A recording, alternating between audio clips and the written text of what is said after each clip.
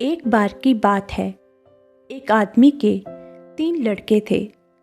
वह आदमी बहुत बूढ़ा हो गया था, इसलिए वह अपनी सारी संपत्ति को अपने तीनों लड़कों में बराबर बराबर बांटना चाहता था।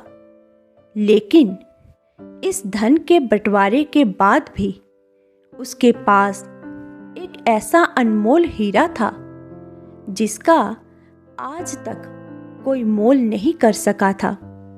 वह आदमी अपनी संपत्ति अपने बेटों में बराबर बांटने के बाद उनसे कहता है कि मेरे पास जो था मैंने तुम्हें सब कुछ बराबर बराबर बांट दिया है।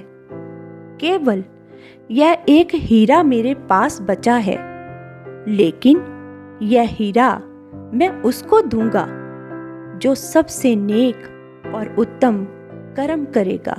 तो पहले लड़के ने कहा कि पिताजी, एक आदमी मेरे पास बहुत सारा धन रख कर गया था और उसने कोई लिखा पढ़ी नहीं की थी और ना ही कोई गवाह था। कई सालों के बाद वह आदमी अपना धन लेने वापस आया।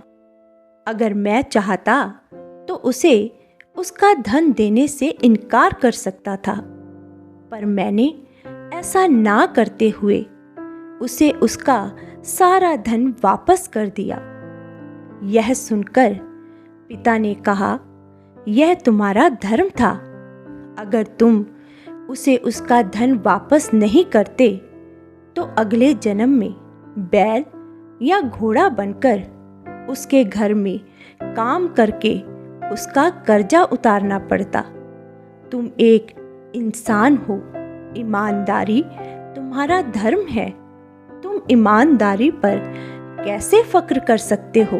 इतने में दूसरा लड़का आया और बोला, पिताजी, जब मैं सैर कर कर घर लौट रहा था तो एक लड़का तालाब में गिर गया और उसकी माता उसे बचाने के लिए चीख पुकार कर रही थी।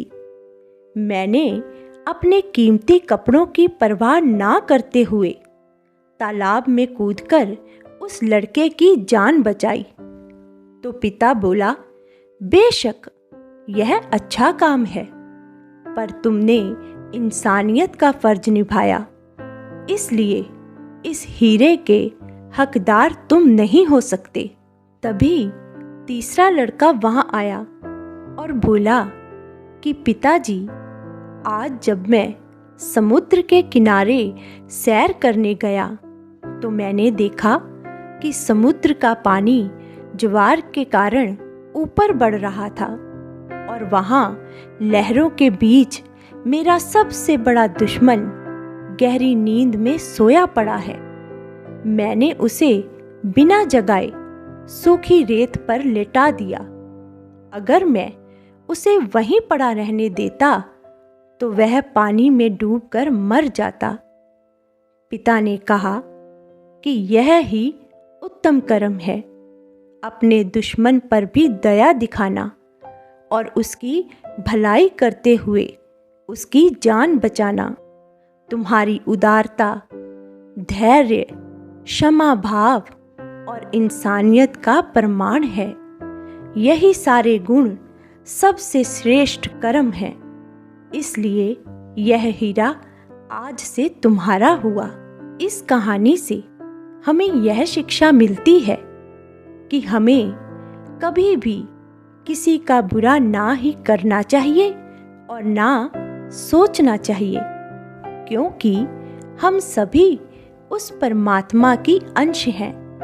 हम सभी में वह आप वास करता है, इसलिए हम सब एक हैं। जब हम सब एक ही समुद्र की बूंद हैं, तो कौन अपना, कौन पराया, कौन मित्र और कौन शत्रु?